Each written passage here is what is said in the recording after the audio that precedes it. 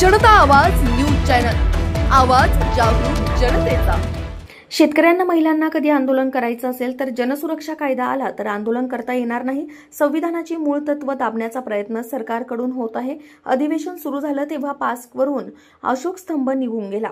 हा कायदा आल्यानंतर अप्रत्यक्षपणे संविधानाला बाजूला सारून ठेवण्याचा प्रयत्न सरकारने केला असं म्हणावं लागेल, असे आमदार रोहित पवार म्हणाले। पाहुयात।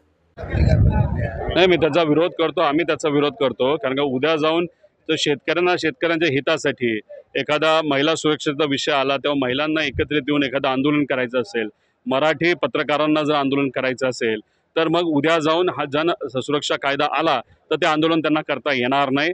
म्हणजे त्याचा अर्थ प्रत्यक्ष अप्रत्यक्ष पुणे कुठेतरी संविधानाचे मूळ तत्व आहेत तोच दाबण्याचा प्रयत्न हा सरकारच्या माध्यमातून होत आहे।